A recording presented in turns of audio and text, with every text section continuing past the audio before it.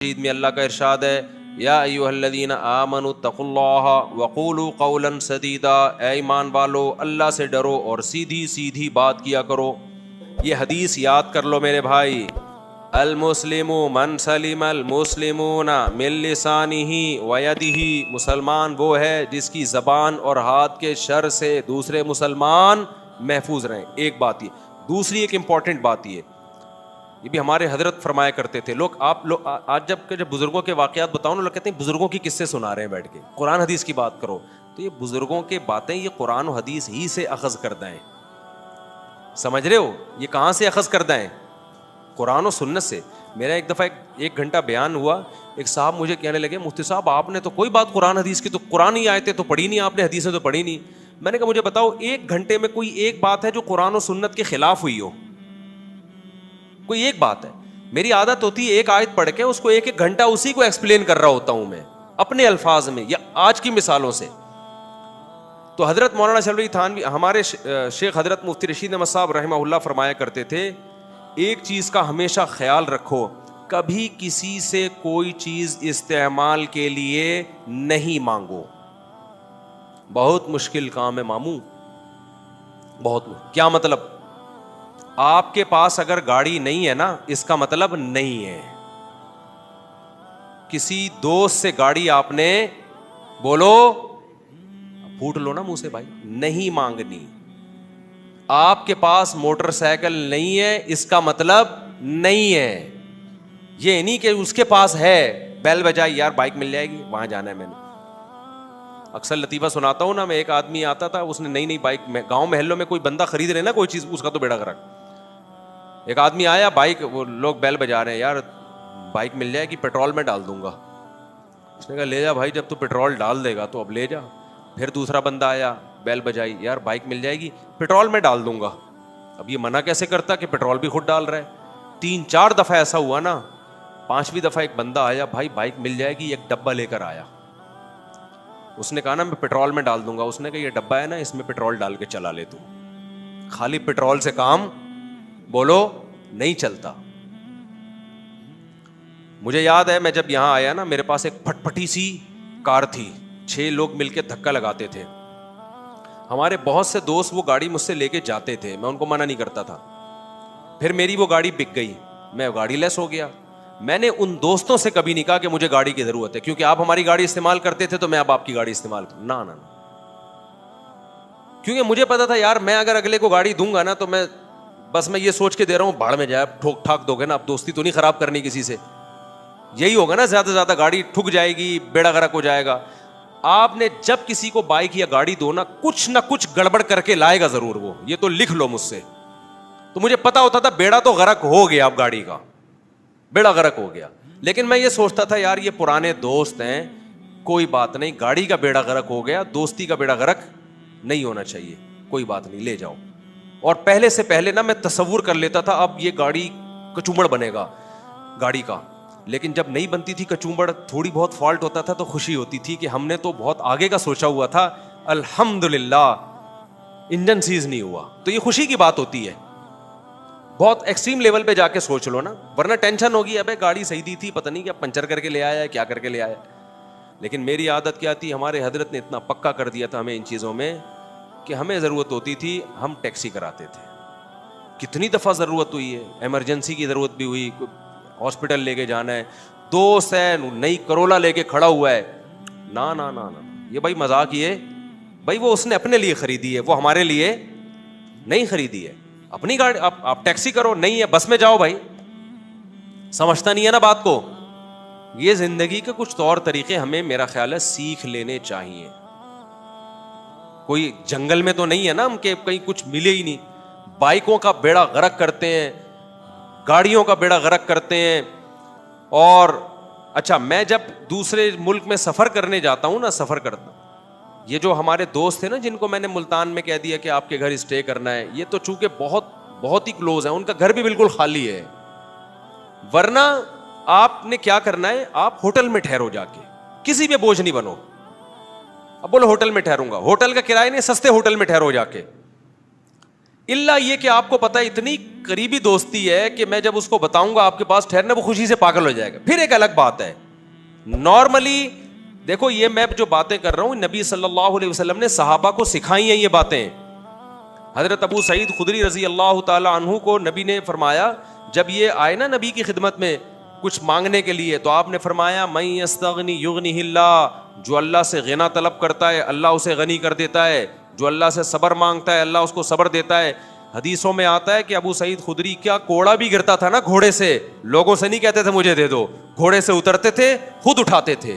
آج کیسے اپاہج بن کے آرڈر چلا رہے ہوتے ہیں, پانی کے کولر کے قریب سے ہو کے جائے گا اور بیڈ پہ جا کے بیٹھے گا, بولے گا پانی لانا ذرا ایک گلاس, تو وہاں سے ہی تو ہو کے آ رہا ہے. یار کیا ہو گیا مجھے, میں سمجھا پا رہا ہوں.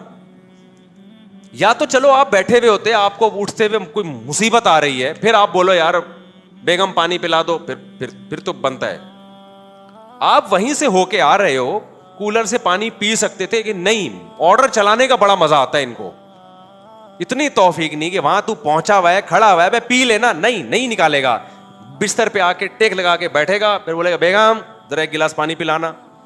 وہ بولے گی یار اس کو مزہ, اس کو خدمت نہیں لینی مجھ سے, اس کو اپنی چودراہٹ ٹھونسنی ہے, ڈھونس جمانی ہے کہ میں سربراہ ہوں, میں حاکم ہوں, میں تمہارا ہسبینڈ ہوں, رشتے میں کیا لگتا ہوں, ہسبینڈ لگتا ہوں. تو یہ بڑی بری حرکت ہے. استغنا ہونا چاہیے. کیا ہونا چاہیے؟ کسی پہ بوجھ نہ بنو بھائی. سب کوڑا صحابی رسول کہہ رہے ہیں, کسی سے نہیں کہہ رہے اٹھا کے دے دو.